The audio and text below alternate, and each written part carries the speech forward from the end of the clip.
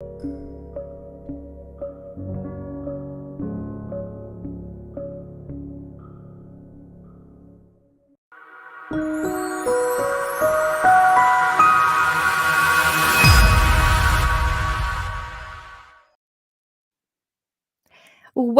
to Travel Insights. So we are live. I'm Krisa Skodra, and in this video interview series, I have a chance to interview thought leaders, professionals, academics, and practitioners in the travel and tourism and hospitality industries.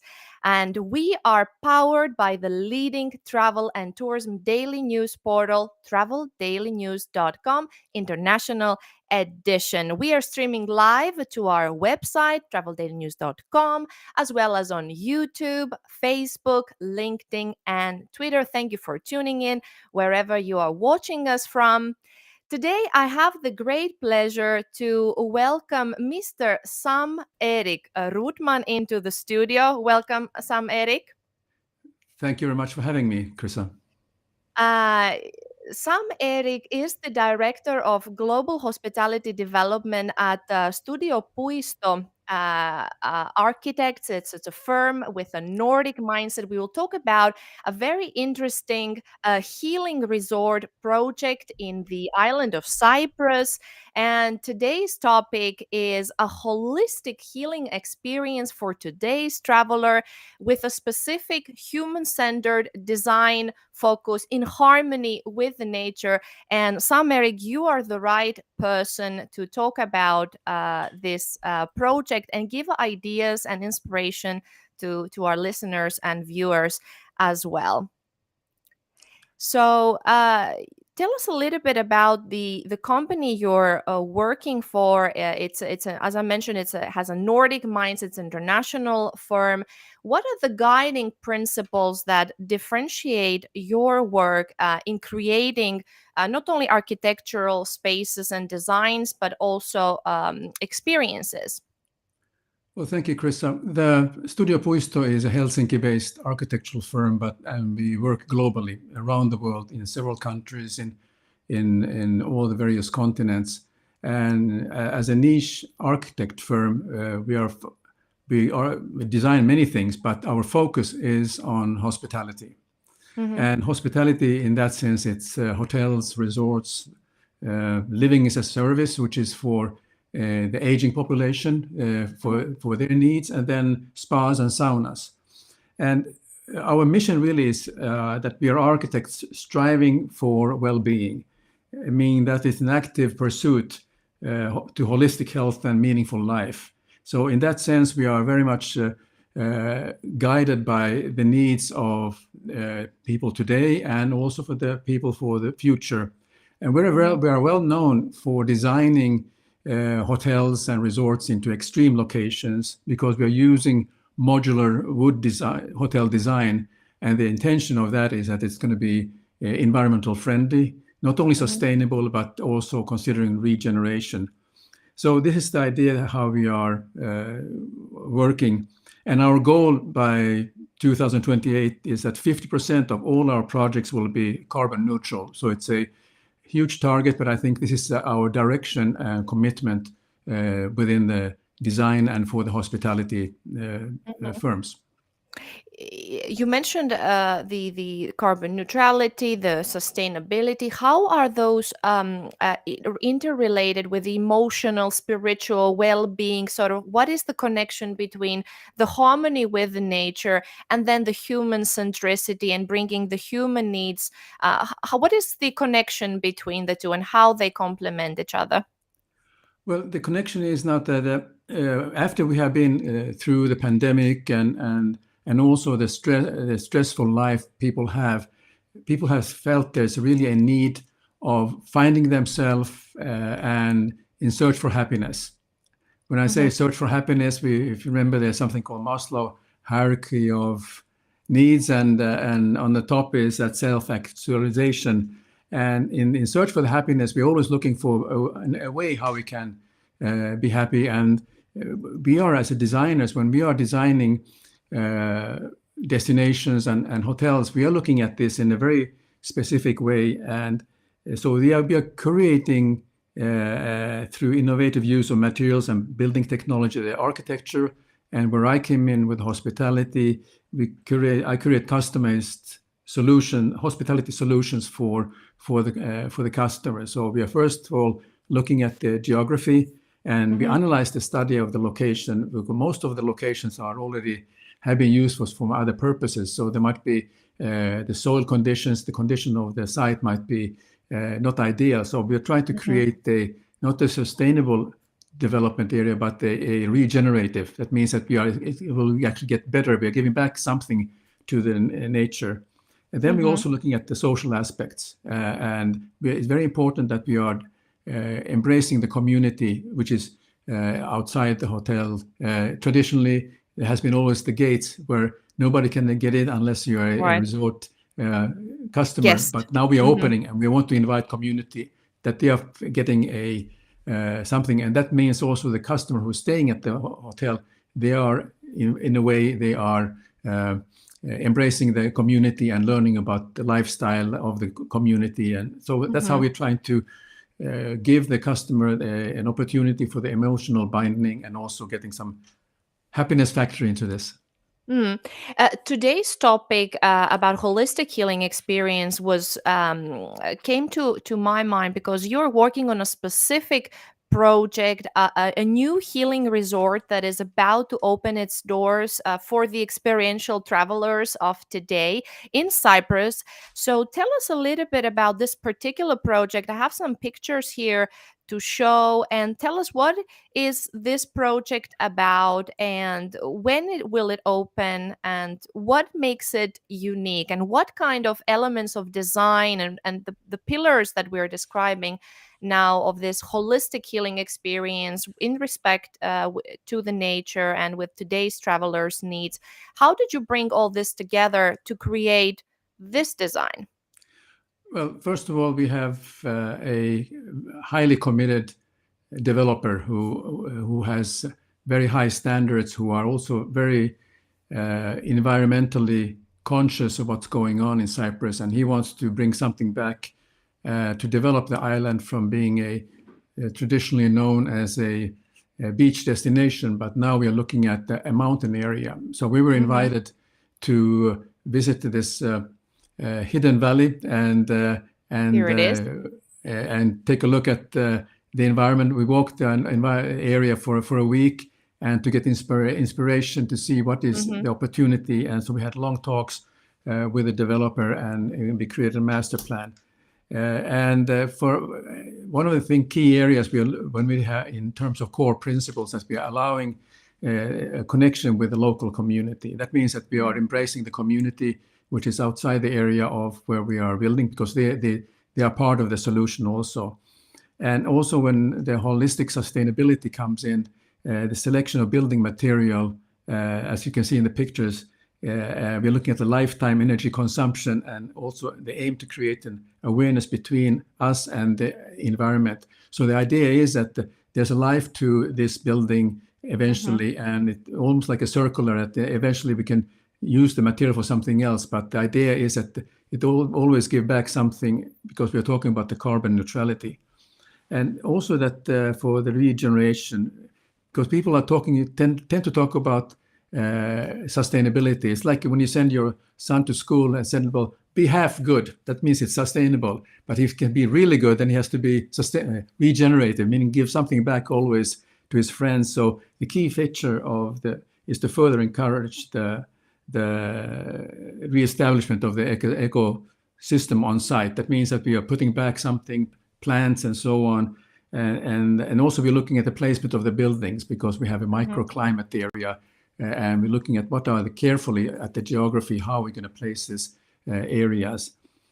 Yeah, so that's kind of in a nutshell. But then, of course, then it comes to creating the holistic experiences, and that is really more about what the traveler needs are, and where we can bring the difference to a resort like this than compared to the sun, sea, and sunbathing environment. It's basically about well-being, where people are seeking in the search for happiness to become better themselves.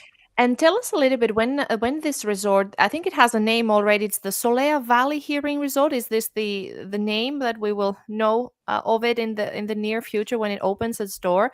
So so you spoke about the experiential traveler, what the pandemic has caused. So the pandemic has accelerated the increase for the experiential tourism, for the holistic healing, and as you mentioned, getting away from the concrete jungle and one hotel next to the other, and the getting a tan and then getting sort of the sea sand type of holiday that we're very familiar with.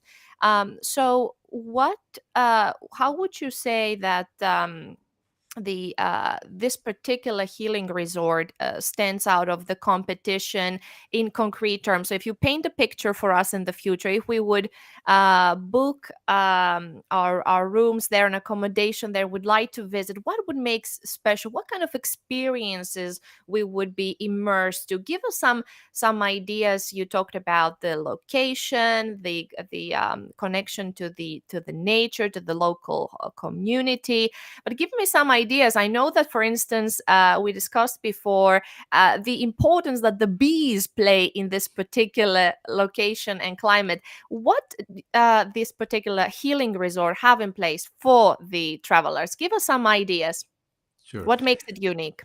Well, I think that one of the unique is the first is that thing is that you will be you will be in connection with a healing concierge who will tailor make and customize your visit, because we know that the needs of the today's traveler is that they want to do something different that they haven't done before. They are willing to travel quite far in order to accomplish that, and so they will always look at what could a place like this offer that I haven't experienced before. So whether it's going to be you mentioned the bees, because beekeeping is one part of it, and the beekeeping is because of the kind of a traditional many thousand-year therapies that has been around. I think it's in Greece. It's very popular in Eastern Europe. It's called apitherapy, and apitherapy essentially is they're using the bee sting, the venom from the bee, for healing purposes. So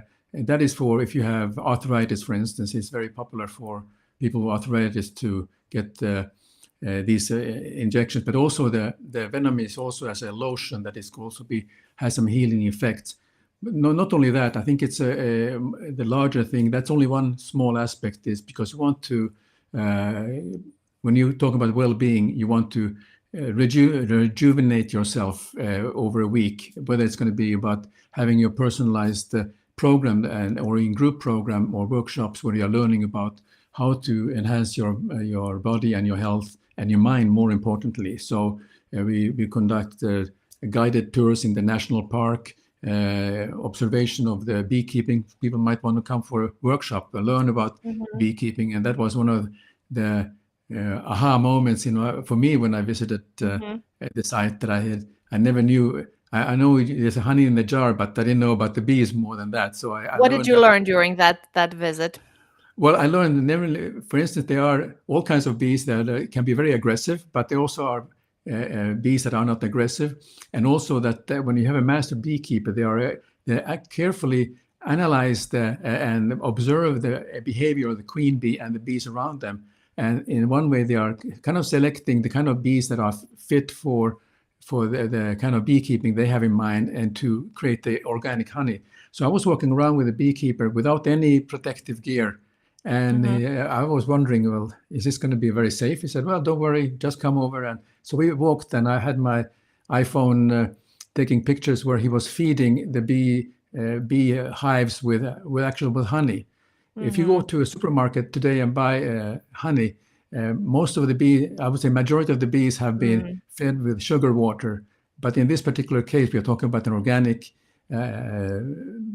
beekeeping. They're using actually the honey that they have produced already. So it actually gives a double or triple effect for the end product.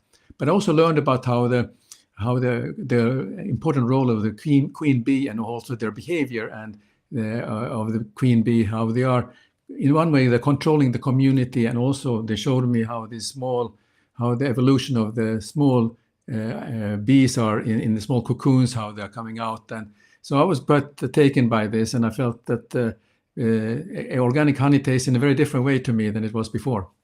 Mm-hmm. Here, you're representing, as I mentioned in the beginning, the Studio Puisto Architects firm, and here we can find more information. studiopuisto.fi/n for English. And how is your firm working with your customers? You mentioned in the beginning, if we go back to the process, you look at the location, you discuss with your customer, you before you create a design and choose the right materials and what the experiences should be like. You talk about the healing concierge and so on. So how do you work about, and what makes also the business model you are operating with unique? How do you handle each project and its client of yours? Well, it starts with with a workshop, basically, with client to understand what their needs are and also what is their vision for that development. And then we are bringing in our input into this. And since they have already chosen us as one of the alternative architects for the project because they know our commitment to ecological and architecture and also modular, because it might be a very difficult environment, and we are very keen about preserving the environment. So we are having all these discussions about the vision, and also eventually we comes to also to what is the ideal customer for the place. They may have a very clear idea in their mind, but my role is also to look at what are the trends and also what are the needs of today's customer when we call about what we call about this immersive travel, where you want to kind of immerse yourself to a location, or experiential travel. So I provide that input, and then we are walking the site and we are looking at the site in the sense of, in terms of we're analyzing the rain, the wind, the microclimates, to looking at what is ideal location for these, and how many percent of that site we should be building. Is it the 10% of the entire site which will build, so it provides a luxurious experience for the visitor? So we start from there, and then we start to sketch out ideas. And for this particular area, after 1 week we came back with a draft, because we were so taken and so excited about this area and the potential of this area. So we come up with that, and as a result of that, then there's a design process that continues, and the developer, of course, will bring on board various other consultants, where it's the environmental consultant, might bring the spa consultant, and my role comes in eventually when the idea is to bring a hotel operator or a brand for this particular project. That means that we have to choose there carefully a like-minded operator that has also whose values are matching what we have in mind for the project with the developer and us as a designer. And when do this project, the Solea Healing Resort, would open its doors eventually? Do we have an estimate? I think we are looking at the late 2024. It will be maybe the first units will be ready, and then during the following year, it will be fully ready in operation and to welcome the guests. Great. So welcome. Keep your eyes there. More information at the work the Nordic and international firm Studio Puisto Architects are doing. I would like to thank at this point Sam-Erik Ruttmann, and let me know if there's something that we haven't touched upon that you absolutely love to mention in today's topic. We spoke about the holistic healing experience of today's traveler, the human centricity, and still the connection and harmony with the nature. Is it something on your mind that you absolutely want to leave our viewers with? I think that the one of the key changes that has happened now is that we have 3 generations of travelers: the generation Y, Z, and Alpha, which will be by 2030 will be the biggest travel groups who are spending money on a luxury experience. And luxury doesn't mean that materialistic, but also they are willing to travel to all kinds of places in the world just to learn something new, not only about themselves but also about the place, and they're willing to spend what we call the slow travel. They might spend a little bit longer period of time and also might be working in that area. So the way of taking holidays has changed dramatically, and I think that's where resorts like this have a very important role in when people are in the search for happiness. Great, great way to close. In search for happiness, slow travels, and all those trends that have indeed a very positive meaning for our mind and body and soul as well. So, in search for happiness, I think I'm this kind of traveler myself. So, I'm looking forward to this resort being open in the island of Cyprus. I would like to thank Sam-Erik Ruttmann who was with me today. Thank you, Sam-Erik. Thank you very much, Chris. It was really fun to be with you today. Thank you. Thank you. And don't forget that this is Travel Insights powered by the leading travel daily news portal, traveldailynews.com. Thank you for watching. I'll see you next Wednesday. And if you have any other interesting topics in mind that you would like to bring to the forefront and discuss with me here, make sure you book your interview here at this email, press@traveldailynews.com. I'd love to hear from you. So thank you for tuning in and listening, and I'll see you. Bye.